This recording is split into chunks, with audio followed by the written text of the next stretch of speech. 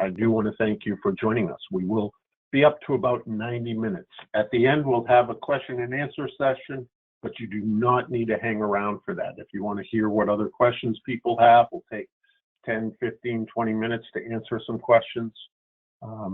You can stick around, but you don't have to. You will get credit for this. We'll upload it probably tomorrow, and you'll see it come through on your WINGS account on FAASAFETY.GOV. So thank you very much.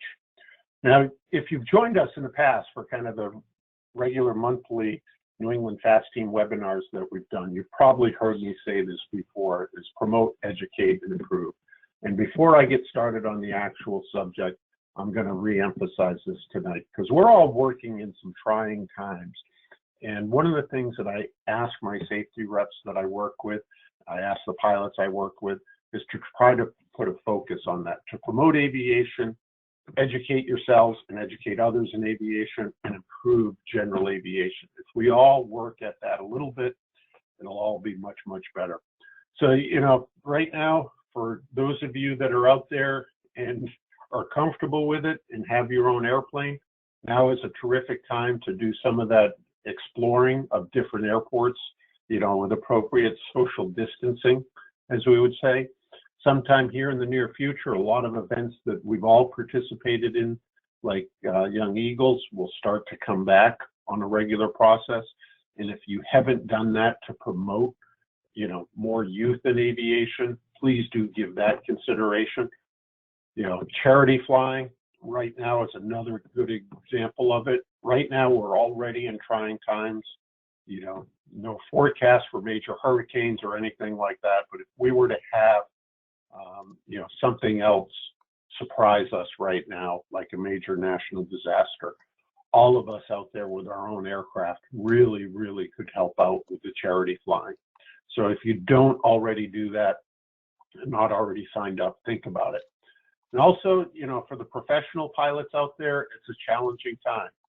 A lot of them almost immediately are facing time off, whether it's, you know, with full pay, reduced pay is more likely. And now, again, it's happened in the past. Many of them may be looking at furloughs.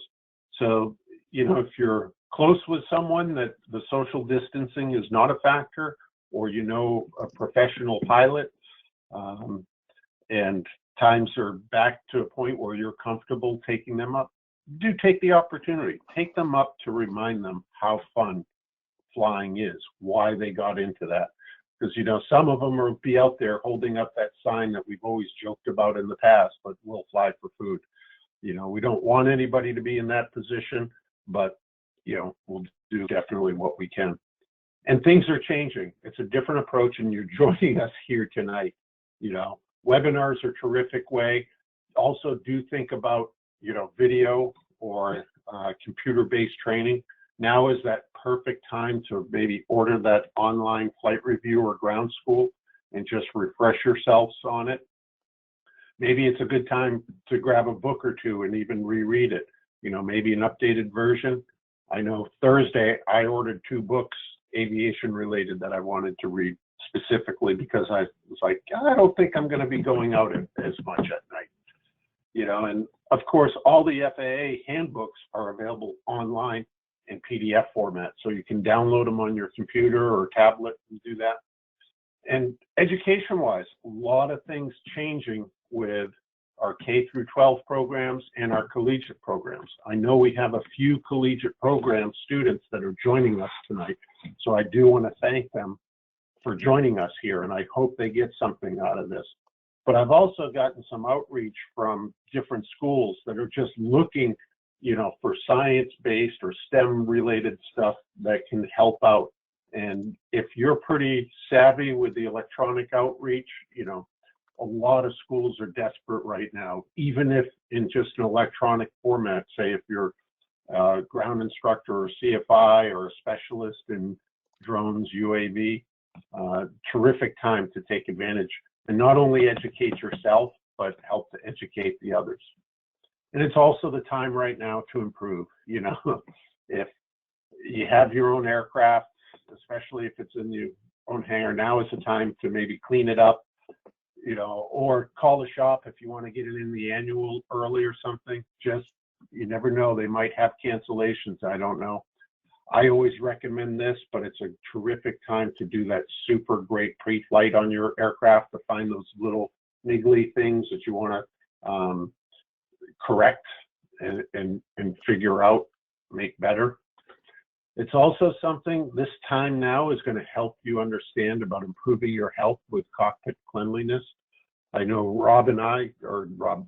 Dan and I from the Bradley FAASTeam were talking about it a little bit yesterday, but if you've ever flown in an airline environment or been like one of us doing en-route inspections, you know you can pick up stuff from the airplanes and airlines. So, you know, think about that.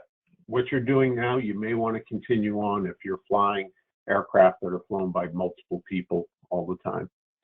And many of you are students out there wondering what you're going to do. A lot of flight schools have adjusted their cleanliness procedures on their aircraft. And I've even heard from a few students that now are booking the aircraft all day so that no one else kind of touches it, you know, and that they're doing fewer lessons timing wise, but they're doing multiple lessons on a single day, you know, and now is the time. Improve your airport hangar.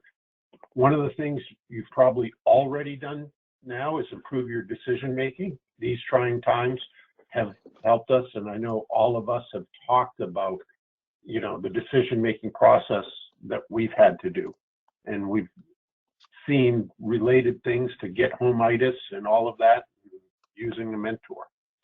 And last but not least, but work on your proficiency plan. If you're not flying right now, what are you going to do when you get back to flying? And if you don't know about our wings program, maybe find out a bit more about it on FAASAFETY.GOV. So I just wanted to mention that, and I'll introduce us. It's the New England FAASTeam here. And let me just change. I will highlight, and everybody, I'm Stephen K. Brown, Boston FAASTeam Program Manager, and kind of working primarily in the background as the producer and color person tonight is John Wood from Portland, Maine. You want to say hello to everyone, John? I sure do. Hi, folks. Thanks for joining us tonight. Yeah, excellent. And like I said, we have the entire New England FAASTeam here, which is terrific. We got Dan Carter, who is the Ops FAASTeam Program Manager from the Bradley FAASTeam. You want to say hello, Dan? Yeah, hello from Bradley, Connecticut. Excellent. And right beside you is your counterpart, which we're all jealous of because you have a counterpart on the airworthiness side, is Rob Leonard. You want to say hello, Rob? Yes, hi everybody from Middletown, Connecticut. Glad to be on board with you all. Yeah, we're probably spread pretty close to across every state in New England right now since we've kind of been working from home. Yeah, that probably is the case. Now, all of us are advocates for the Wings program and the FAASTeam and FAASAFETY.GOV. Really, the big thing we want you to do is be a proficient pilot. And like I had said earlier, what we want to do is ask you, like us, to promote, educate, and improve. Now, as we talk about tonight, most of us probably think of ourselves as this hot, super good pilot, you know, Tom Cruise. Some of us may have been lucky that we're in the professional environment and have learned quite a bit, but probably most of us are dealing with this situation now. We're a little bit older, we start to forget some things, you know, maybe even challenged a little bit with the newer technology that's coming out, whatever it may end up being, you know, and that's what tonight is for. Because probably a lot of you, like me, learn to fly with this equipment, which is literally, and I emphasize this is literally a picture from now 5 or 6 years ago from the Udvar Hazy Museum, if I recall correctly, explaining what general aviation pilots used to use in their flying. You know, and John, I think I called you when I saw this, and you know, you had to talk me out of a big doldrum. I was pretty depressed. Well, me too, Steve. That looks pretty familiar to me. All that stuff looks pretty familiar to me. Yeah, it does. And I was like, I think I still have that FAR book on my shelf, and it still might be my newest one. Yeah, it definitely is. But we're going to talk about charts in general. And this is the old world.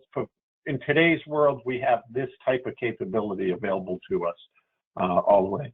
The biggest challenge that we've seen is making sure that we use it in the correct way. And I have this picture, but you know, when people started using ForeFlight, Garmin Pilot, and the iPads, I actually did have a student, when queried them on a test, pulled out the plotter like this and started measuring it out. And I'm like, okay, here's some confusion here on how the world is changing and how it's going to work. And what it does do is it does change on us. This is an area, this is close to the Alton Bay ice runway. So I used this picture, but you can see this is from back in the early 70s, if I recall. And you can see the differences is, you know, this magenta shading was not 700 feet as we see now, but actually 1,200 feet for the Victor Airway. And it was uncontrolled airspace up to the 14,000 feet. Was the Continental Control Area, if I recall correctly, John. Yeah, that's it, Steve. It is, yeah. See, yeah.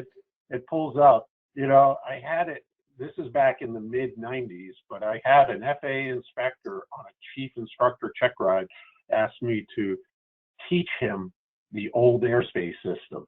And I'm like, I just spent 5 years trying to forget it. You know? But this gives you a little bit of an example of how things do change. You know, the airspace here was pretty wide open then. You look at more recent, I think this is what we've used even this past year as a picture for the Alton Bay Ice Runway webinar. And, you know, this is what modern charts look like. And I realize this one's probably like 3 or 4 years old. And looking at it, and because I fly in this area, I'm like, wow, in just 3 years, a lot of things change, you know, and I'm going to point out just a few of them on how they have changed. The airspace itself is about the same, but you look at that, I'm going to point out right here, you take a look over here, you take a look over here, you know, there's a lot of things that have changed on this chart, you know, is now this Thoreau's Airport has been added. It's a private airport that somebody built over near where I grew up. You know, I take a look at Laconia, an airport I fly in and out of all the time. And I'm like, hey, instead of it saying AWAS 3, it says 3 PT, Papa Tango.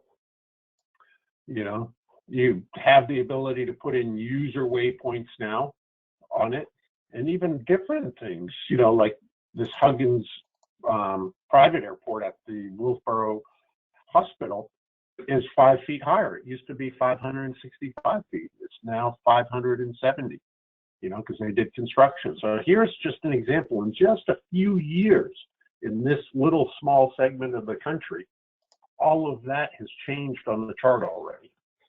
And that's, you'll see some of that today. Now, when I do the charts today, do recognize we put this together quickly. Some of these pictures may be a few years old. Some things may be different on the chart now from what you see that we'll be presenting, but I've left it there because it provides a good way to amplify a regulation or what's different about it. But if you do want to, it will go pretty quick, but always do, feel free. If you got ForeFlight or Garmin Pilot or something like that, or iFlight on an iPad or tablet, you can follow along, look at some of the things.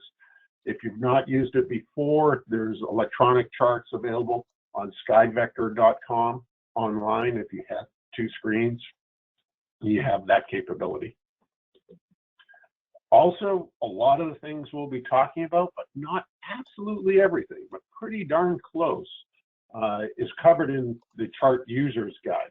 And a few years ago, after this revision 12, they used to update it once every year to 2, and they would have editions of it. But they decided, why are we publishing it when everybody's looking at this online now? So they went to an online-based Chart Users Guide and just keep track of it by the date. The most recent one is January 2020. So let's look at some of the neat new stuff that we'll see in the charts out there in the current chart users guide. You know, I mentioned the change at Laconia, which is kind of one of my home airports. And, you know, I noticed the 3 PT and I'm like, huh, I wonder what that means. And this is one of those things, it's not descripted in the chart users guide, but you can find it in the Aeronautical Information Manual. And this is how they're labeling the AWOS systems now, as you'll see, like just AWOS-A if it's altimeter only, or like at Laconia, AWOS-3PT is the same as the AWOS-3 system, but with precipitation and thunderstorm lightning reporting capability. So just by what you see here, it starts to give you an idea of how much you have available to you. You know, is what we probably think of on most ASOS and AWOS systems is at least at the AWOS 3 level, but now you can quickly tell if you have precipitation discriminator or thunderstorm determinator available to you. And then there's even the AWOS 4 that has runway surface sensors on it, you know, so it's changing. It's getting better and better all the time. Also, what's happening right now, if you look down here at this little H in your VOR box, this is from out in Oregon, is the HIWAS, and transcribed weather and route broadcasts are basically being decommissioned or already have. But over this year, you're going to start to see them being removed from the charts as the new charts get issued. You know, so do realize even if the chart itself is still showing it, that HIWAS may no longer be being broadcast over that VOR. And in the past couple of years, we've seen some major changes to charts. We've seen the WAC charts basically go away, but as a substitute down south, where they were used probably more importantly, covering the larger Caribbean area, they've come out with the Caribbean charts, you know, that cover these areas, which is terrific. You know, you'll also see things being added in like standalone DMEs. You see this down near Disney. The special security notice, permanent flight restrictions have been added. Stadiums have been added, as we've seen. Aerobatic practice areas have been added. Space launch areas, we'll take a look at that today. More outlines of special charts, like for the Grand Canyon area with it. We've seen the DME on it. Minimum turning altitudes, we'll take a look at an example of that. Cold weather symbol on the briefing scripts for the IFR charts, and also mentioned the C for the changes in the circling radii differences. And this is something I wanted to point out because it came out recently, regulatory, you know, basically back at the start of the year, is the ADS-B mandates.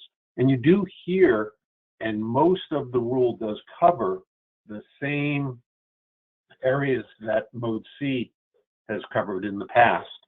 But one area that a lot of people don't realize, and especially if you fly up north like I do, but maybe make a pilgrimage down to the Lakeland area or something like that every year with your aircraft, is there's also a requirement for ADS-B from 3,000 feet MSL and above out to 12 nautical miles from the coastline. And this is something that isn't charted like the Mode C veil or the Class Charlie or Class Bravo airspace. Now, here's a little tip or trick for you if you do end up seeing that in areas, and it doesn't cover the entire Gulf Coast, but for whatever reason, where they have put the timeline on the charts, you know, the change between Eastern time and Central time, that line is 12 miles out off of the coast. So there is something that can help you if you are wondering about that. So if you're flying anywhere off of this coast out to 12 miles above 3,000 feet MSL, up to 10,000, and then above 10,000, you're basically going to need it anyways, is you have that as an indicator. Now, I'm no expert on the rules, but I just do want to point out a lot of the rules that we deal with go back to nautical rules and transportation rules, and really the two most common distances that they'll use, and we'll see this even a little bit more later on, is 3 nautical miles and 12 nautical miles from the coast. And this is right out of FAR 91.1, where it shows you where they.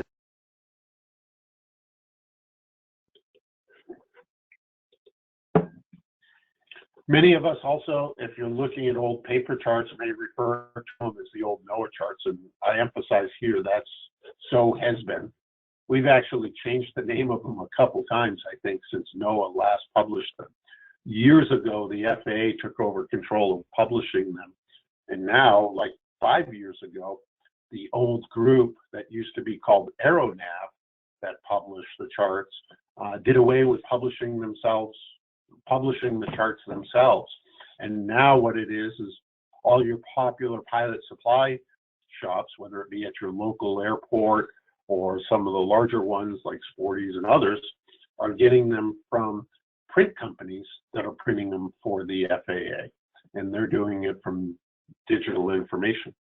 So it has been FAA charts for quite a while now in relation to it. And you can take a look and find out some information about ordering the FAA charts. The big thing is really it's the current print providers that are publishing them in large batches that places like your local pilot supply store or whatever are getting them. Now on charts, and we'll take a look at a few of these too, there always can be an error, and you'd be surprised if you fly for a long period of time how many errors there are on charts. But you do have a few different ways to report them. This has changed a little bit, but if you go on the FAA Aeronautical Information site, they have ultimately under reporting is Aeronautical Information Portal, which will require you to create a login, and then you can go ahead and leave a message for them there. That's one of the ways. In the past, they had a direct email, but now they're using this portal. Also, if you take a look at the Chart Users Guide or other places, you'll see you can write to them if you want to use snail mail with this address. This is out of the current Chart Users Guide. And also there's the toll-free number. And you can get to the Aeronautical Information Portal right through this website down here. Another way, which is appropriate for all of us as the FAASTeam program managers, is your FAASTeam program manager, people like myself and John and Dan and Rob may be able to help you out, is safety reps have the ability to report airspace issues directly in on FAASAFETY.GOV. So if you talk to your local safety rep, they can end up sending it up through the chain through us. And I emphasize this works well too. It's kind of like that second front is I always advocate to people, send it in via the portal or some other method, but then send me this, and then I can send it through on an internal email. And if there is an error on a chart, I just have found they tend to respond to people who have an email address that ends in FAA.gov with title like Safety Program Manager much faster than they will to the general public. So, I emphasize, do it on two fronts. Submit it in yourself through the normal means, but then talk to your safety rep, have them send this in, and when we get a hold of that branch and say, hey, we have a safety action report on airspace and it's coming from the Safety Program Manager in Boston, it opens their eyes a little bit more. Would you agree, John? There have to be some benefits, Steve. There have to be some benefits. And that's one of them. Yes, it is. It is. And here's a simple example of one. This was corrected very easily. This is an airport I fly out of a bit every year, Gorham, New Hampshire, but for one cycle on the chart, maybe two, they typed it as Corham. Why, I don't know. Pretty close. And if you were talking on the radio, I don't think most people would recognize the difference, but that was an easy one to fix. But you're dealing, John, with a little bit more challenging one that'll take a place. And I don't know, I can talk about this, or do you want to talk about this issue? No, Steve, if you could run it, and I'll ad lib if I Okay. see the need for it, because I'm busy with the questions right now, but thank you. Are you? Okay, terrific. Well, everybody has great questions then. But, you know, this is up in John's area, and I've flown up there, and, you know, I've seen it before, but we have two airports, Presque Isle, which is the larger one and airline served, and Caribou nearby. The interesting thing is they both have runways that are near the same alignment. They both have a runway 11 and 19, then have a shorter crossing runway. Just Caribou happens to be runway 11 and 29, with Presque Isle being runway 1028. Now, the biggest challenge is if you're talking about airliners or corporate jets or whatever, not necessarily us flying our 172s, but larger aircraft, it definitely can be a challenge, especially because winter tends to last quite a while up there, because this is northern Maine we're talking about. You know, there's a big difference in the runway length for the longest runway. You know, the runway 11 or the runway 119, it changes from about 4,000 feet up to 7,400 feet. Now, they both also have the same common traffic advisory frequency of 122.8, but Caribou's pilot controlled lighting is on the common traffic advisory frequency of 122.8. Presque Isle is on a different frequency of 122.6. And most of the traffic comes up to these airports from the south, it seems. And, you know, we're just nervous that something may happen that's not quite right, where somebody is coming into Presque Isle, maybe has not done all of their homework, is on 122.8, calling into Presque Isle, and clicks on the lights on 122.8, which turns on Caribou, and they're not locking up with a localizer or paying attention to the VOR or something like that, just flying visually, and end up going to Caribou and landing on too short of a runway.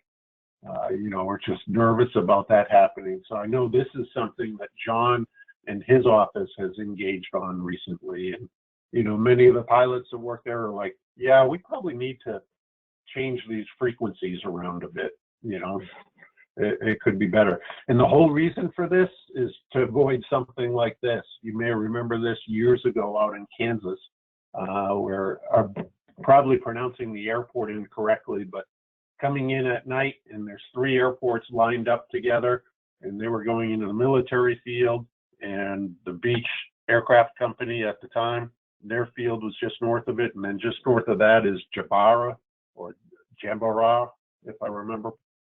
I'm getting close to pronouncing it properly, but not. I've been to that airport, and they end up landing on a 4,500-foot long runway or something. Now, the funny thing about this is the day after this happened, I happened to be doing a check ride with the former chief pilot that had just retired from the company that operated this aircraft. And, you know, he was kind of all smiles. He was like, I'm glad I don't have to deal with that. If we do have errors on charts, you know, many times we'll see them. You'll see them published on NOTAMs. This is one of the things sometimes to take a look at on the uncategorized NOTAMs. If you're using something, I pulled this off a ForeFlight, which I end up using.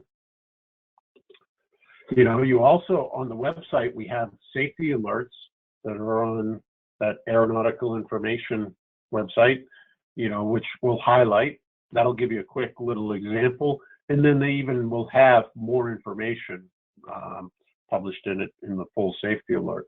And correspondingly, you'll see this published also. This is probably one of the ways I know for John and I that we end up seeing it is if we get told about this type of error, you know, we'll end up doing our best to get the ball rolling, and you'll end up seeing the NOTAM being issued along with a safety alert. And sometimes we'll think there's an error, where in reality there really isn't. This was one brought to me a few years ago about Teterboro for the helicopter pilot types. And it was interesting because they said what caught their attention was out here at Dandy intersection is the hard altitude requirement for 1,500 feet. That's indicated by the line above and the line below. But the person looked at the Helicopter ILS, which also had 1,500 feet at Dandy, but it was at or above. You know, and this is one of those, you start asking around as to why, working with some of our compatriots that work with what's known as the TERPs and special nav groups and the air traffic organizations and everything. And this is one that they said, oh, no, that's really not an issue. There is a specific reason why. Is take a look at the Copter ILS one comparatively, and it has radar required. Is the airplane one was set up that it does not necessarily require radar, and you notice that there was a fix further out on with it, and that basically was set. If you know everything went down the toilet and people had to do a non-radar environment approach, that the airplane one was designed and set that you still could do that and avoid traffic at other airports. Whereas on the helicopter one, they said, well, the helicopter technically probably could fly the airplane one also. So we'll have it as radar required, and the controller will be able to space people. We'll only use the copter one specifically when radar is available and being used. Now, before we get into some of the really funky looking and different type of things that are available out there, I do have a poll question for us, and this is the only one tonight. And John, I'm going to need your help as we do usually. I'm going to go ahead and launch the poll now so we can see it, but this is basically what it will ask. Okay, here's the poll question. The charts I am using now are classic paper charts like sectionals, electronic charts on a device like ForeFlight in Garmin Pilot, electronic charts in the panel of my aircraft, maybe out of date or missing, other aeronautical charts like Aero Atlas.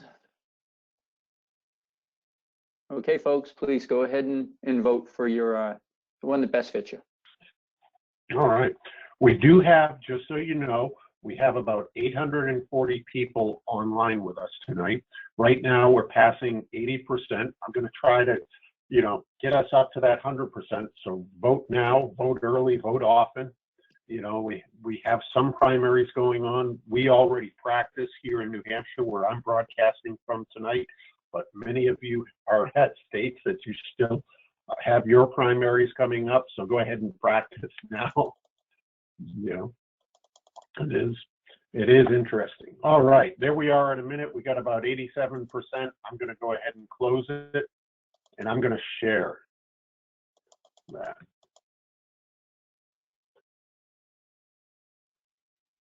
There we go. Yep, and I've got it here. So I'll read through the answers, and I'll start with the question. The charts I'm using now are classic paper charts like sectionals with 24%. Electronic charts on a device like ForeFlight and Garmin Pilot was 65%. That was the clear winner. Electronic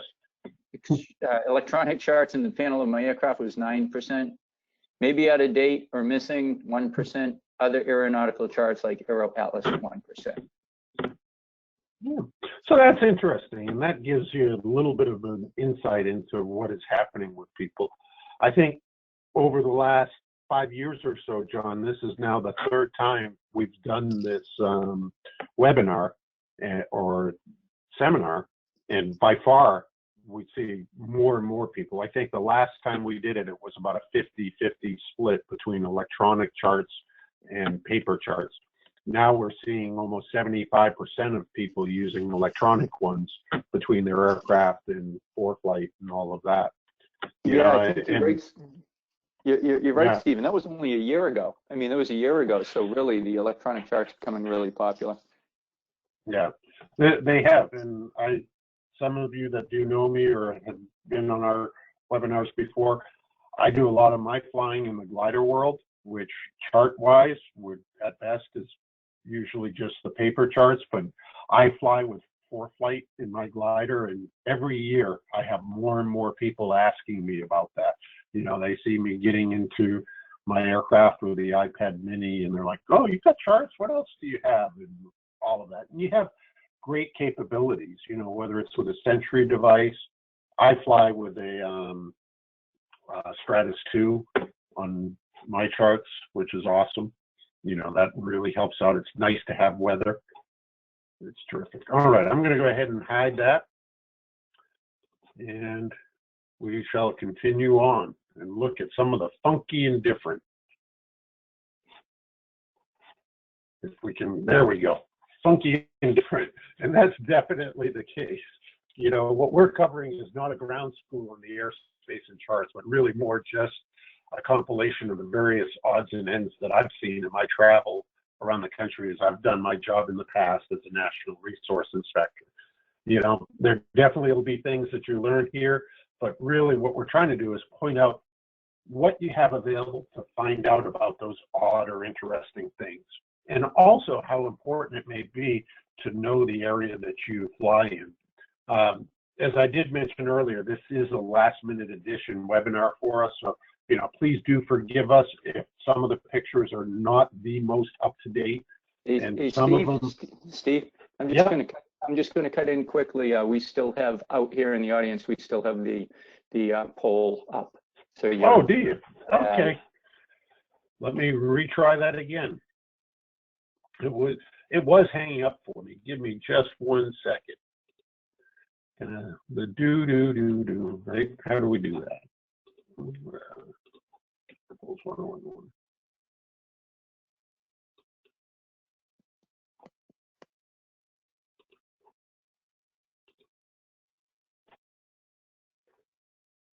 me try. You're still looking at the poll still. Let me try closing it up again. Because it was showing it as hidden, but it was not going. Yeah, hold on a second. Okay. Like I said, we could end up having some issues. Yeah. And here's one of them, because it is saying to me on the poll that it is hidden away, and it's closed. All right. Well, if you want to do that quick little run to the bathroom, or go fill up a Pepsi or Moxie or whatever it is that you prefer to drink, right now is the time. I will try this one more time. It's sharing the poll results. We see that.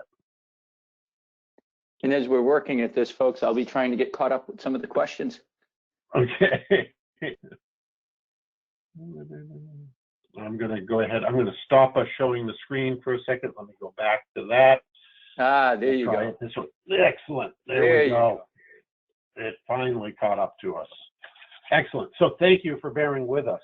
The little electron gremlins were fighting against us there, but we are there. And as I was saying, is we're going to look at kind of the different eclectic stuff, the things that will make you go, And one of the first ones is out here in Oregon. Is if you're familiar with Aurora State, this is actually where the home of Columbia Helicopters and Van's aircraft is.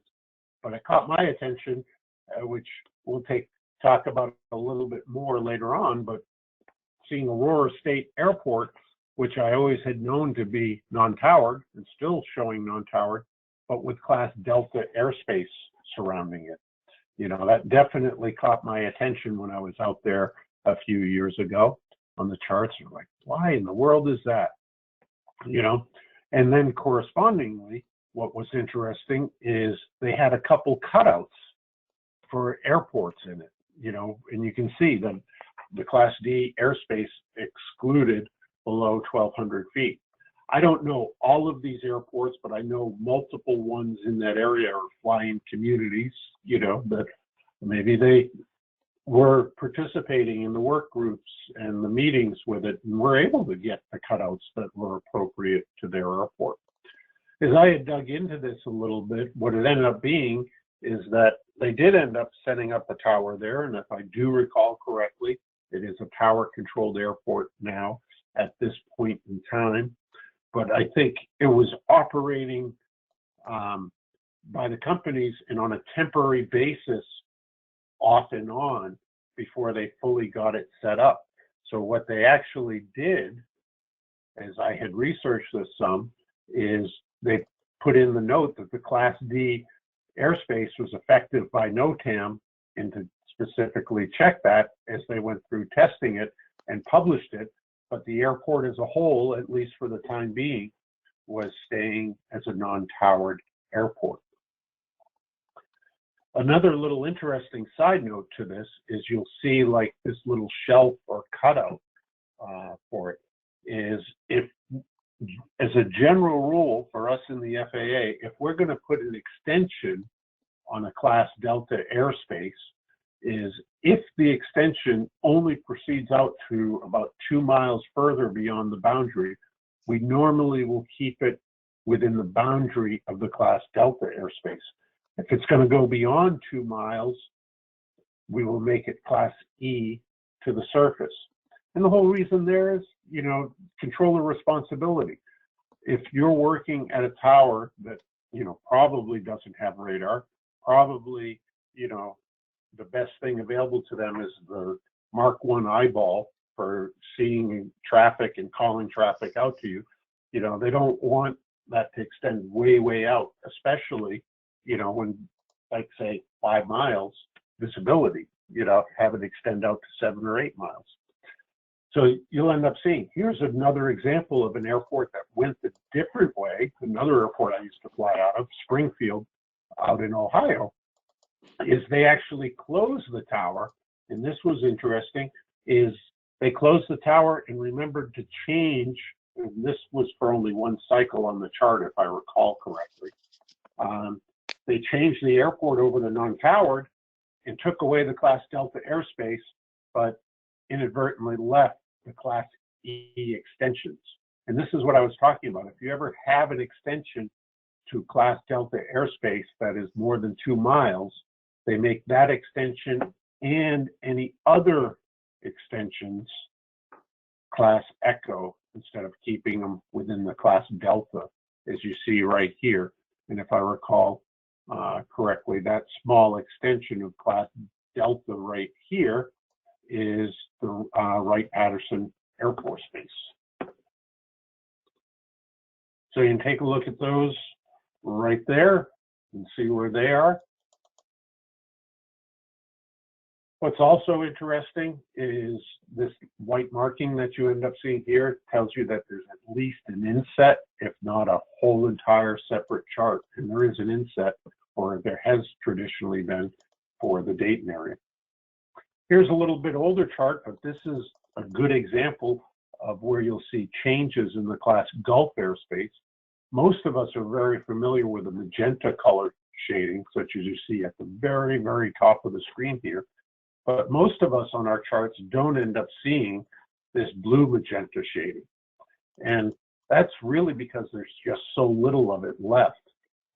You know, what this tells us is that the floor of the Class Echo airspace is above 1,200 feet AGL or greater. Typically, in this area right in here, what it will go up to is 14,500 feet. If it's somewhere between 1,200 and 14,500 feet, you'll see things like this zipper line to it, which this one right here is 9,000 feet, and the one right beside it is 3,800 feet. But do be aware, all of this is disappearing, and it's disappearing rapidly. You know, this was a picture I took as I flew by one day. And was like, huh, that's interesting. But, you know, a couple of years later, looking at that same spot, it's now gone. You know, that airspace now is all floor 1,200 feet, floor of Class E or Class G up to the 1,200 feet, as we've talked about. There really is just so little of it left. And I'm not a 100% expert on it, but I think that's partly due to the coverage that we now have with ADS-B systems, part of the next gen system, as we've expanded it. In fact, purposely for this, I went looking around in a few parts of the country where I knew it has existed in the past, and most everything, you know, is long gone. The blue shading, you'll almost only see up in Alaska now. But I did find up in northern Michigan by the UP, this tiny little sliver, you know, is still right there, but it's right where it butts up against the Canadian border. That's about the last vestiges of it that we'll see out there. And as you deal with borders and stuff, you need to deal with international laws, as we've talked about before. And it's not uncommon, you know, 3 nautical miles covers most things, but a lot of airspace stuff goes out to 12 nautical miles. And this is right in your backyard, John, right? This is your home office right in Portland, Maine. Is you can see the zipper lines that you'll see quite often out over the ocean areas where, you know, the Class Echo airspace will begin at some higher altitude out beyond that. And that usually has to follow along also with ICAO rules. Now, if you're an IFR pilot, don't feel left out. We have errors on IFR charts sometimes too. This is one that hit me a few years ago doing some inspections going into Atlanta and trying to follow along with the flight crew. And, you know, we're going through and we're briefing stuff, and I'm just having a hard time keeping up with these guys on briefing. Believe it was the arrival, right? It looks like the Dirty 3 arrival into Atlanta, if I recall correctly. And I'm like, where are you guys on this? And then it started to hit me. I started paying more attention, and normally you'll start to read the arrival is right where it starts at the underline. But what happened is the underline was off, is they were underlining the wrong spot. You know, if you're landing runway 9 left, right, runway 10, this is where you should start reading. So just something simple like that really did throw me off. And another time doing a check ride with somebody, which was this guy out in Chattanooga, we had this develop on us, is we had Jeppesen charts in the aircraft that we could display. I had an iPad with ForeFlight, which is what this picture is taken from.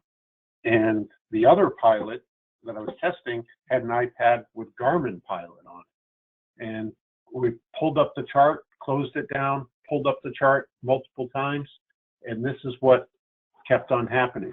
Now, the one chart, the Jeppesen chart, electronically in the aircraft did not have this on it, but both the Garmin Pilot and my FAA ForeFlight chart had this writing mysteriously develop on it.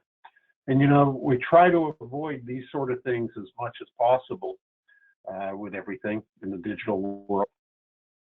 But it can end up happening where, you know, these things happen. And you may remember we had a glitch with some of the regional jets a couple years ago with their database systems that ended up even putting a few of them on the ground for a period of time.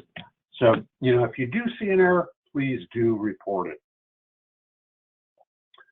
Even occasionally we'll have errors that are a little bit wilder. I was back in my old home, Batavia, Ohio, flying out there, and was sitting down at a pilot shop that many of you know and may have seen on posters, and I'm reading, you know, NOTAMs for a flight that I'm about to go do, and this one really started to catch my attention, you know, where it talked about GPS outage, and then due to GPS interference impacts potentially affecting Embraer Phenom 300 aircraft flight stability controls, FAA recommends Embraer Phenom pilots avoid the above testing area and closely monitor flight control systems due to, you know, loss. I was like, really? And it's funny, this is based upon the AHARS unit, and that's one of the things that's becoming more and more prominent in the aircraft out there. And it was interesting is I was talking to someone that had been a student in a university program that I used to work in, and he had literally just accepted, had not gone to training yet for a job flying in Phenom 300. And we were there having lunch together, and I showed that to him, and he's like, uh-oh. But really what happened, it did make the aviation press, you may remember this, it did affect more than just the Phenom 300. That was really, I think, the first aircraft that people recognized it on, and as a result, that aircraft ended up getting tied to it. But there was more that were available. TFRs, for all of us, have been a challenge or a bane occasionally to our existence. And, you know, it's one of those challenges that we have as inspectors.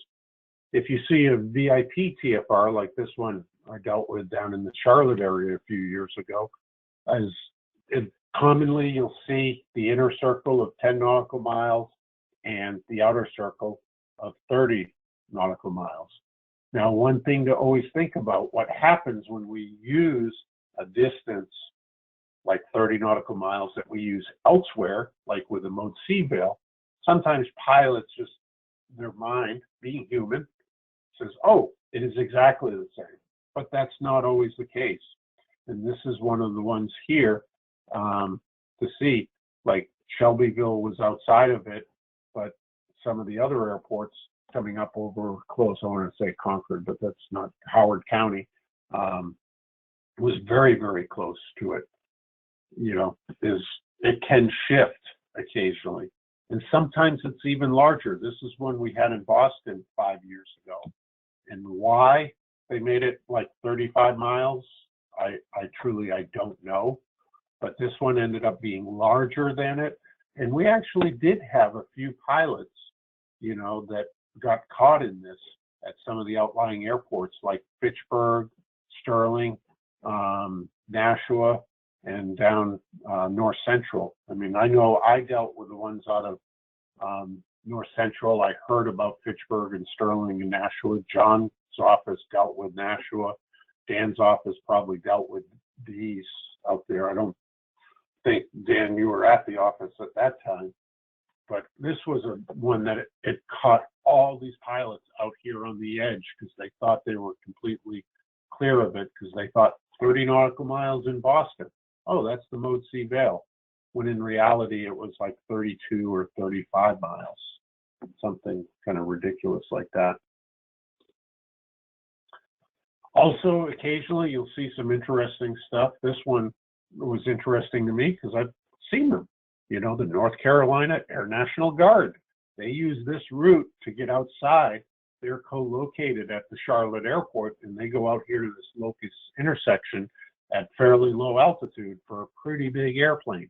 And if you're ever flying out here underneath and you see them, it'll open up your eyes pretty quick. It's not truly like a true military training route, but you know, to see a big turboprop down at like 3,000 or 4,000 feet going out this way as you're in a 172, say by Interstate 485 here, to be very interesting. You know, these arrows are helpful for us flying that tell us the routes into and out of the Class Bravo airspace that the airliners are using. But sometimes, you know, these sort of things can be interesting to you. Here's another one. You see this more and more now, but this was the first time I had ever seen this, was the UA symbol on a chart. This is out by Albuquerque, New Mexico, just down to the southeast of it, if I recall, kind of near Moriarty or just due south of Moriarty. That's where I was headed out to. And, you know, I was looking at the chart specifically because I was looking at these perennial dry lake beds out here. But it caught my attention where you end up seeing this is, wow, there are patrolling railroads out here, you know, using drones back and forth. So that's something to be aware of. Also, you don't see these that much on the East Coast, but these are perennial dry lake beds, you know, like the Salt Lakes or something like that. And being a glider pilot, I thought, oh, wow, those look terrific. It's like these perfect long landing areas, you know? And then I get to the airport and I was talking to somebody about it. I was like, yeah, I saw all these great places that if you had to land out, you could. And, you know, they showed me a picture which ended up making the cover of the 2016 Soaring Society of America calendar. Is they're like, you got to be careful about that because they're not always dry.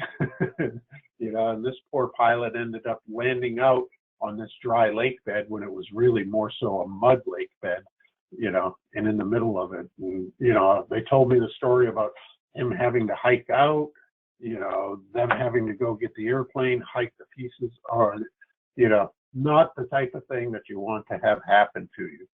So, you know, you look at this and you think, oh, that's perfectly dry. You hear about, you know, those backcountry pilots, say out in Reno, flying to the dry lake beds. Well, they're not always dry.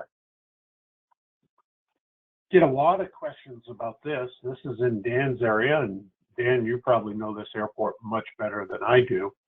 But a few years ago, we started putting RP for traffic patterns at airports. And typically what you would see is an RP, say 17, to say right-hand traffic pattern for runway 17. But if there's limitations or exceptions to it, what we do is just like on the lighting, where, you know, we basically say limitations exist, check the chart supplement or the old airport's facilities directory. The same thing with this. And I know up my way, Plymouth, New Hampshire recently had it added on their chart. And I had one of the pilots from there call and ask me about it, like, hey, what does this mean? Well, what it means is you do have to go look at the chart supplement.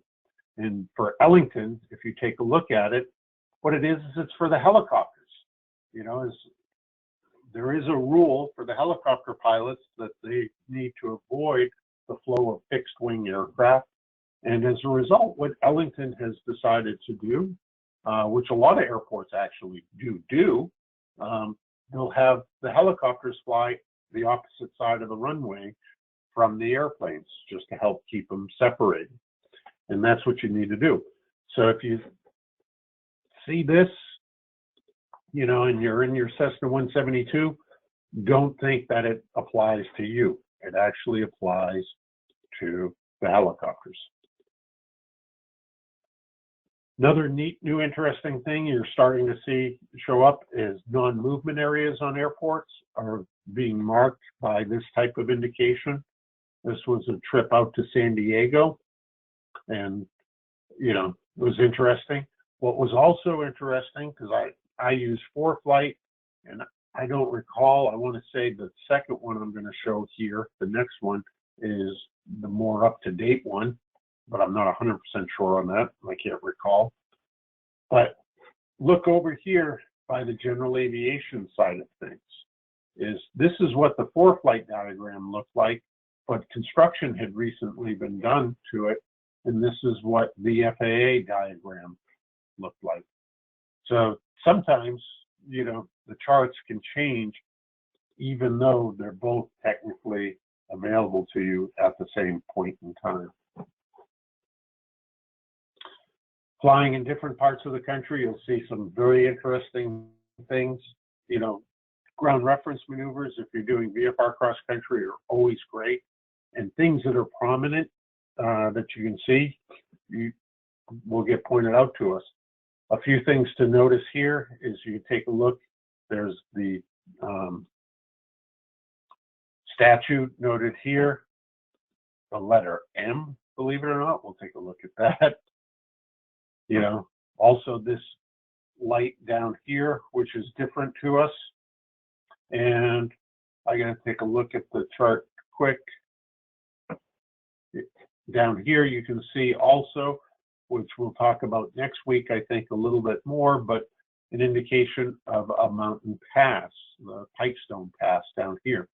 What's interesting about passes when they're shown, you have basically the area through the valley of the mountains, and the altitude shown with a pass is the highest altitude at the lowest section of that pass. So if you're going through the middle of this pass, the terrain will go up to 6,453 feet is the highest it will go as you go through this little area here.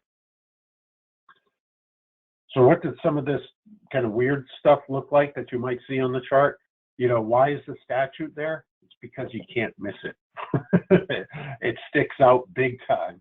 You know, this was put up in that area a few years ago. It's a tourist attraction that is out there, and it truly is. You fly by on a sunny day, you know, this big white statue sticking out there really does, you know, get your attention. It's the terrific visual checkpoint if you're flying below, you know, like 10 or 12,000 feet out there. You can definitely see it. You know, and mention the letter M. Believe it or not, that's exactly what it is. It's a letter M. It's on the ground, and it's been there for years. And little did I know that out in the western states, it's just pretty prominent. If I recall on this one, I had researched it before. I think this is left over from the Montana State actually has some stuff in the town associated with their mining program, collegiate mining program, and that's what it's there for, if I do recall correctly, that the M was put up there specifically for the Montana State mining program. And it's been there for years. You know, this is just a satellite picture going back to 1995. And the light beacon, oh, there's so few of these left, and this is not the one shown there, but that's left over from the old airmail routes. And you can take a look at what one ends up looking like. And also, I think it was a numbered beacon with Morse code with it. Sometimes you see some really weird things when you're out there flying. This was out in Astoria, and looking at the chart, and I'm like, why in the world would they make airspace with these blocks and then, you know, these arcs to them and everything? Well, this is where it helps being an instrument pilot, is you take a look, and that's because there's DME arcs available into this approach, and all of that airspace is covering protected airspace for the approach, missed approach, and even for the DME arc going into the airport. You take a look at those two side by side and you start to say, oh, that makes sense. Sometimes the chart doesn't even do it justice. You know, you take a look at what's on the ground and the chart may say something about it, but boy, it really looks more inhospitable, was the case in this particular one. Flying out in the Dakotas and Montana area and looking down at the ground from a higher altitude than the picture I'll show you even is at. But, you know, you looked at the terrain and it was just, you know, so hilly and rolly and all of that. And it's like, whoa, that is pretty wild terrain. You know, it looks pretty darn rough. Very few places that, you know, you could drive or put down, you know, your car. Very few places that people could end up living or whatever. You know, it really looked very different. But you take a look at this and all it says is rocky. You know,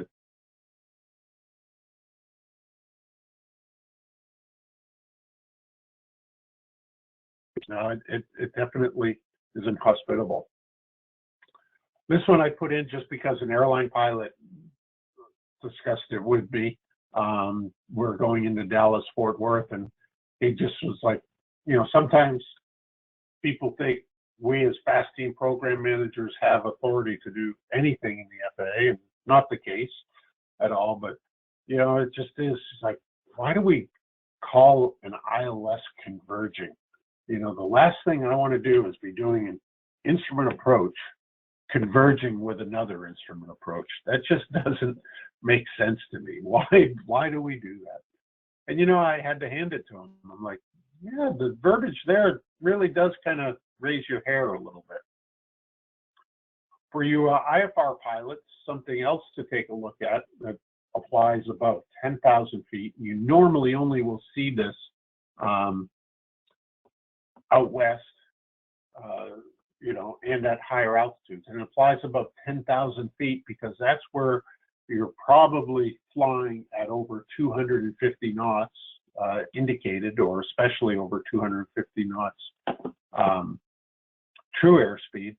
And as IFR pilots know, or should know, is even in a 172, you might learn, and we'll just take, for example, say you're going up this Victor 85 here to Allen intersection, and then going to make a turn down Victor 61 to the southwest. So this is the line here that I want to point out to you. You know, in training, what happens quite often in things like 172s or the slower airplanes, a lot of people get away with ending up going all the way to Allen, then make the turn, and then they end up overshooting it a little bit, you know, and then come back and join. But because the Victor Airway is 4 miles wide each side, at least in close to the VOR, you know, usually not a big deal. You always stay in protected airspace.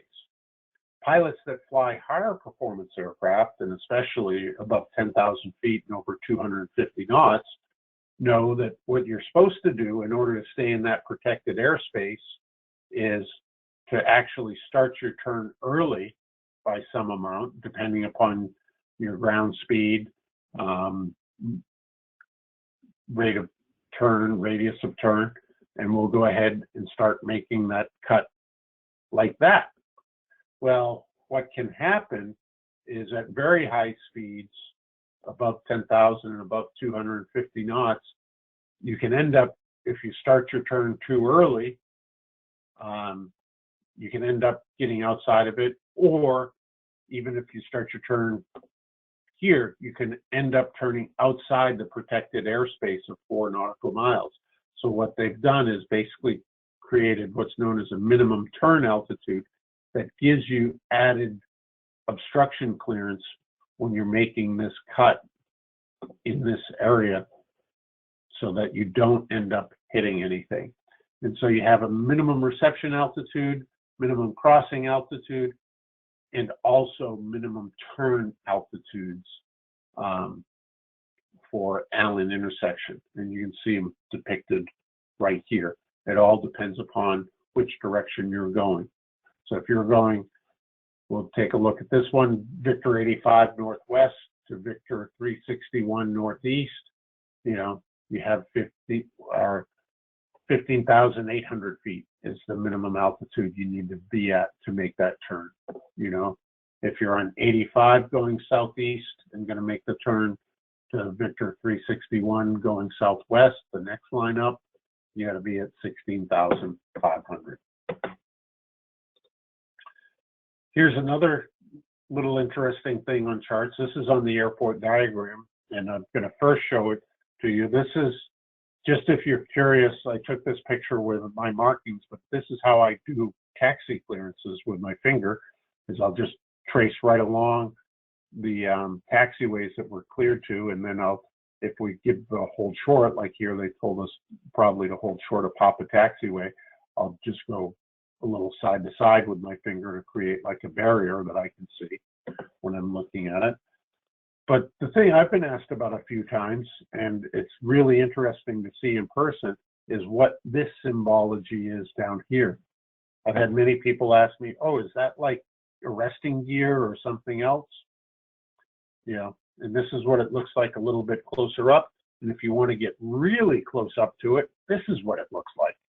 Believe it or not, these are barriers that block your view of the aircraft going down the taxiway beside it.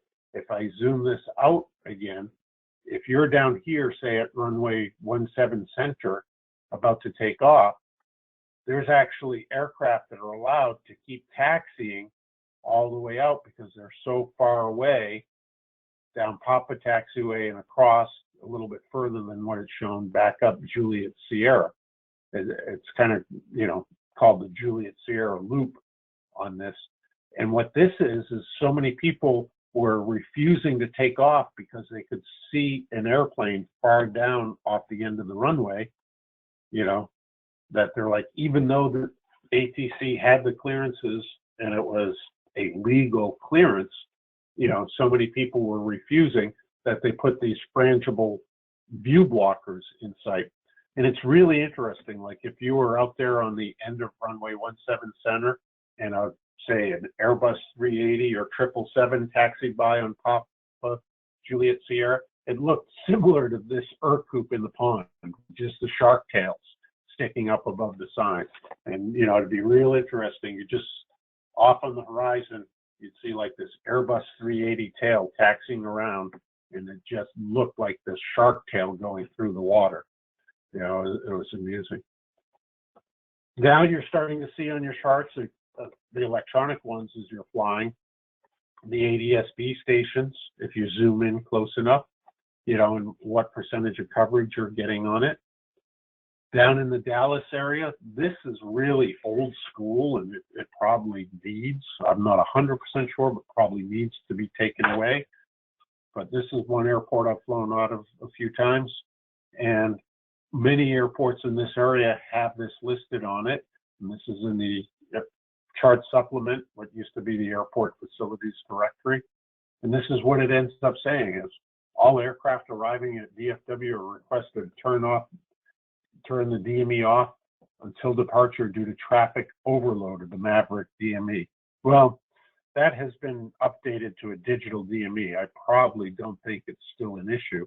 And where it really actually was an issue is not in most airliners today, but our older like 757s and before that, flight management computers actually use, instead of something like GPS, use multiple DME stations to triangulate and figure out their location in the FMS system. And as a result, there are so many, you know, aircraft trying to receive. I think the limit is about 250, if I recall correctly, trying to receive that it just overloaded the station. So that's why they were asking people to keep it off until departure.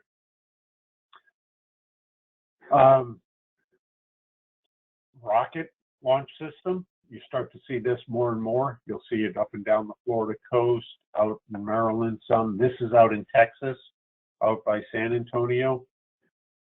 We have areas, this is out by Luke Air Force Base, out in Arizona, but we take a look at a closer one on the East Coast here. Is special air traffic rules, so you want to be familiar with that and do your research if you're flying in that area.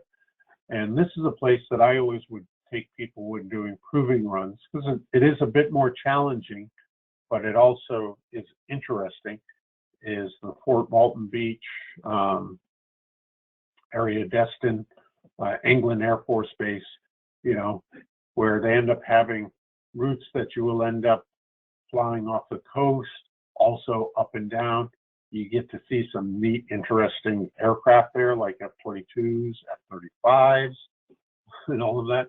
And if we zoom in even more, what is very interesting is you'll see that Destin Airport, although it's non-towered, is included in the Class Delta airspace for England Air Force Base.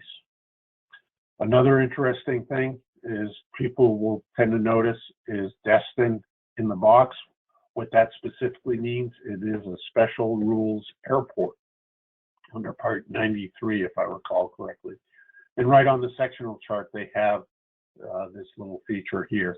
And you take a look in the chart supplement and other places to it. And if you want to find out more, you can also find out, take a look at a course if you have the time on it on FAASAFETY.GOV. Believe it or not, there are many airports out there that are co-located in another airport's Class Delta airspace, you know, large sporting arenas that may end up having TFRs associated with them, like this is the Texas Motor Speedway are shown on charts now. But here's an example, this is Fort Worth Alliance, and has a couple private airports that are located inside of it. Hillcrest is one I've been to. I don't know anything about this Ultralight International. And then Stagecoach, I don't know, but it has actually a tiny little cutout available for it. And what the rule is for those airports is if you're arriving, you got to talk to the air traffic control tower controlling the Class Delta ahead of time. And if you're departing, you got to establish communication with them as soon as possible upon departing. And the same sort of thing starts to happen even in Class Charlie airspace, like Twin Oaks, you take a look at here, which is down close to San Antonio Airport. And even point out, we'll take a look at it a little bit later, but you'll see the objectionable down further. There is a rule, this is in 91-130, 91-131 area, is no person may take off an aircraft at a satellite airport within Class C airspace area except in compliance with FAA arrival and departure patterns. What it basically means is you got to check the chart supplement. And in this case, for that particular airport, is you're going to have to pre-arrange your arrival, which is usually pretty easy, but also your departure. So you have to call clearance delivery on the phone when you're departing that airport, even though it's non-towered. If an airport is inside airspace, that there are no rules that do cover it or no procedures that cover it, it'll be labeled as objectionable on the chart. That doesn't mean that's the name of the airport. It means that we know there's an airport there and you're basically probably breaking the rules if you're operating in and out of that airport. And rule-wise, this is what's interesting because we show this on charts so many different ways, which we're going to go through, but it really is simple. And it's FAR 71.9 is if you have airspace that is showing that there's more than one airspace covering that area, it just basically says, okay, if it's Class A, that wins. If it's Class B, it wins over C, D, E, and G, so forth and so on. Class D is more restrictive than E and G, so if you have D and E being shown, go with the Class D rules, all of that. Pretty straightforward, simple regulation, but I sometimes wonder about this because we make it challenging. You know, right here in our backyard for John and I is Nashua, you know, which has the top of the Class Delta at 2,700 feet, but then it's 2,500 feet for the Manchester Class Charlie airspace. So we have had people fly through here at 2,600 thinking they need to be talking to the tower, when in reality, they need to be talking to, I wanted to say Manchester approach, but Boston approach now. And sometimes what we'll do is indicate the altitude and say, well, this minus symbol, such as down here, Ormond, tells us that it goes up to, but not including 1,200 feet. And that's because the outer shell of the Daytona Class Charlie goes down to 1,200 feet. So, I mean, 1,199, you're in Class Delta. 1,200, you're in Class Charlie. And Fort Myers is the same down further. The same type of thing, but it's shown differently. Instead of having a minus, they just put 1,200, and the outer ring is 1,200 feet here. Well, by that FAR 71.9 at 1,200 feet, you are technically in the Class Charlie airspace. You also can see sometimes it sticks out a little bit on the edge. We looked at that at Nashua a little bit. And then other times we'll just indicate it by a terminal, T for the overlying terminal airspace. So in this particular case, the Class Charlie, this is out by Chicago O'Hare and Chicago Midway, 1,900 feet up to the overlying terminal airspace. You know, in this case here, 3,000. You know, what is good is it highlights really, the T does highlight to you that there's really other airspace in the area you want to be looking for. And this was a feature with ForeFlight where I think this was ForeFlight where it would end up showing the altitudes too. And what was interesting to me is even though the chart showed it this way, you know, ForeFlight was showing it this way. with a negative symbol in front of it, even though there's no need to. And sometimes I still have never figured this one out because there's no overlying airspace, but Leesburg that put in a tower years ago, their class Delta goes up to, but not including, by the negative symbol, 1,600 feet. Why they just didn't make it 1,600, I don't know. I wish I did, but sometimes you never really can find the answer. And also occasionally you'll see a plus symbol. This is down by JFK, but basically this says it starts above 500 feet, so 501 feet. And that's specifically, a lot of helicopters, but also fixed wing aircraft, be right down at the minimum altitude as they fly just off the coast of 500 feet as they transition this area. So what they did is, well, legally, you're probably going to be at least 500 feet under many circumstances, but not exclusively, helicopters, et cetera, but let's make it easier on the people and make that 500. And this has changed, but it was this way for many, many years, almost 30 years. We had taken a look at a non-towered airport inside Class Delta earlier. Here's an example where we can have a tower-controlled airport inside Class Gulf airspace. The magenta shading shows us Class Echo down to 700 feet. But it actually can occur. And Lake City operated this way for many, many years. And believe it or not, there is a regulation that applies to this. What it basically says is, yeah, you got to talk to the tower if you're within 4 nautical miles of the airport and up to and including 2,500 feet AGL, and going to maintain that. So there's kind of like a pseudo Class Delta airspace. Being in the area, I used to fly in this area a lot years ago and did a lot of teaching in this area. And we always had kind of wanted to have an alert area, which is different for all the training that was taking place, but it has now been added down south of Daytona Beach going towards Kennedy Space Center is Alert Area 294, alerting you to high volume of flight training. And also, if you take a look, this is common more so out west than you'll see around here, is, flyways, routes through Class Bravo airspace, all of that. So there you can see the bridge transition that's shown where this is going over Tampa, going in and out, and allows you to go over. It does highlight that in this case, you need a clearance to do this route because you are going through the Class Bravo airspace. And next week, we'll talk about how that's a little bit funky.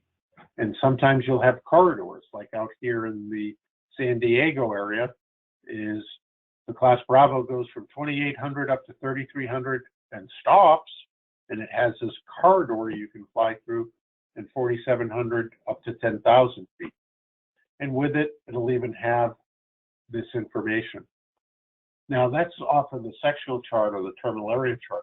If you're ever going to fly this type of thing, you want to definitely get some skilled training by a local CFI.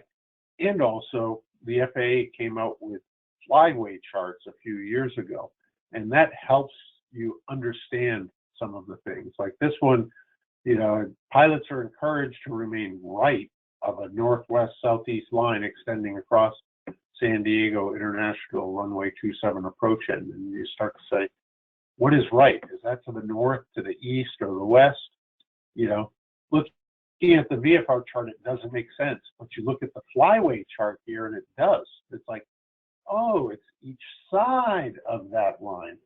So go on the right side of that line going northbound, and you'll stay, in closer to land. Go over the right-hand side going southbound, and you'll be a little bit further out over San Diego Bay. And it's one of those things. You're looking at one chart, it doesn't make sense, but another chart, it makes it very clear for you. Down in Florida, we have some of these, but this is one up in Maine, special military training routes. You're probably familiar with these gray lines, and the numbers mean specific things, but there's some special ones that have this gray shading out there, and the reason why is this is the sort of stuff you'll see out there. It's where they end up testing, you know, like the unmanned cruise missiles and stuff like that, and almost always are flying at a very high speed, but also with a chase plane in tow. They go across Atlantic to Gulf of Mexico, across northern Florida, and this one in northern Maine goes up into an area where they do a lot of specialized winter training. You know, comes out from the Atlantic Ocean. You'll see some other things. You go way up north, you start to see these colored airways more. You know, so a lot of neat things on here. One is you see the transcribed weather and route broadcast, which is going away. You can see it has a flight service station, but that's only temporary, certain parts of the year. We have this in Alaska, the weather camera program in Colorado will be coming up here soon, going online. You know, all sorts of neat, interesting things. You also see this specialized U.S. Customs port of entry, you know, goes in and goes to this lake by the Trans-Alaskan Highway. You can see the underground pipeline to it also. All sorts of stuff. You even see an overlapping Victor airway with a colored airway.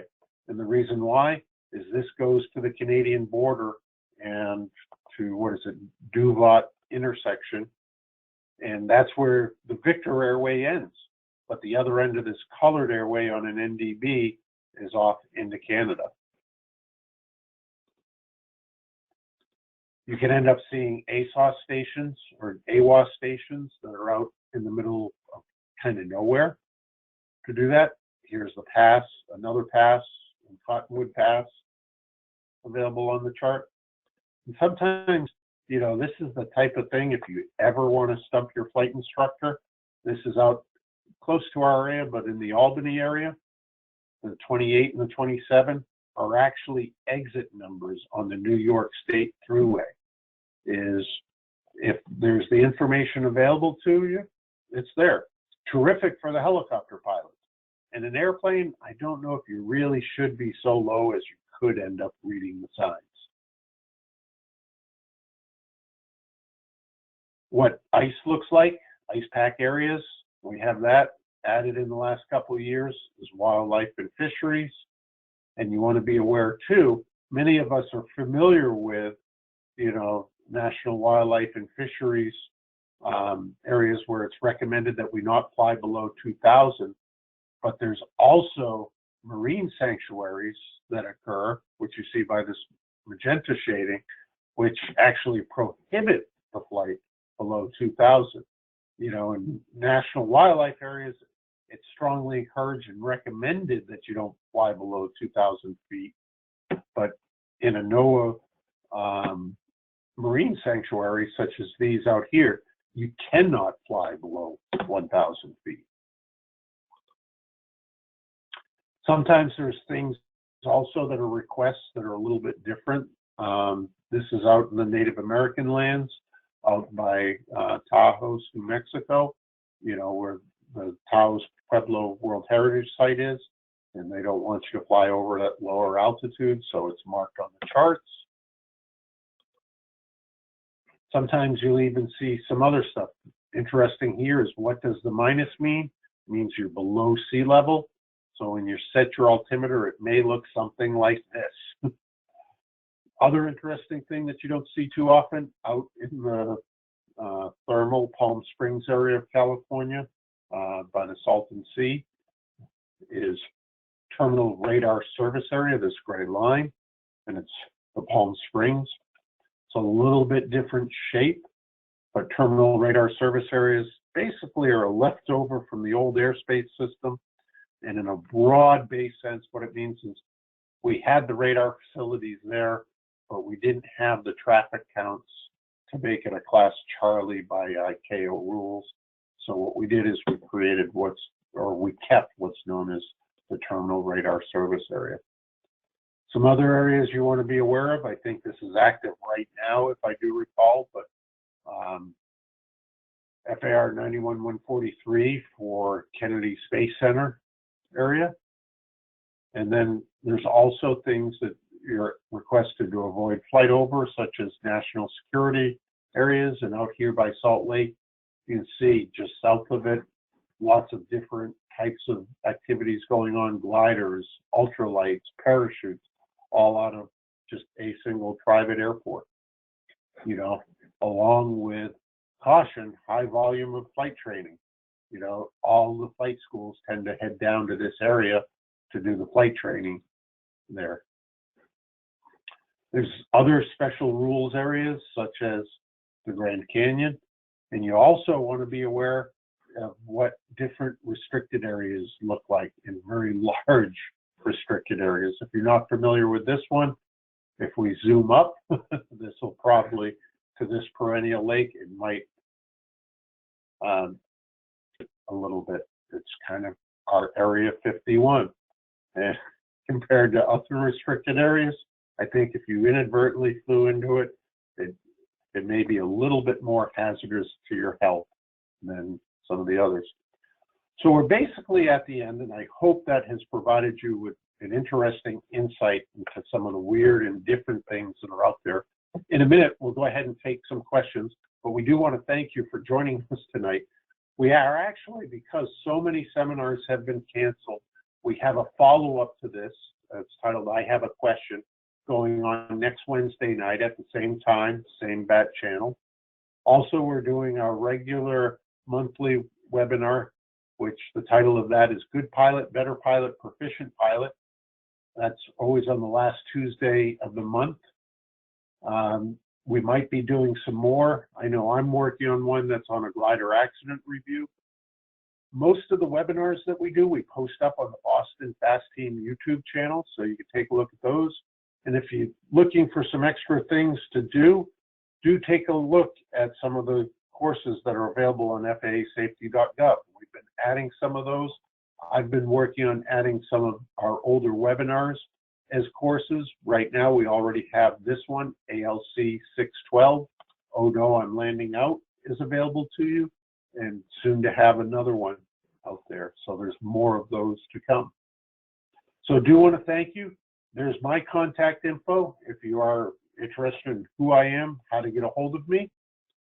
Here is the contact info for John. Right, it's actually, John, this being an old one, correct me if I'm wrong, that's not the correct number, is it? Yeah, you're correct, Steve. You're correct, Steve. The new one is 5417710. There's 207s the same, and there's 5417710. Yep. See, I went through some of this and updated what I could, but I didn't update all of it, and that's one of them I didn't. And then from the Bradley office, the FPM's there, Dan Carter, who does ops, there's his contact info, and Rob and his contact info. And I see, because I added that in, I forgot the dash between the 860 and the 386. So sorry about that, Rob. Number's right, Dan. I mean, yeah. Steven is right, yeah. Terrific. Well, we do want to thank you all for joining us. Hope that you did enjoy that.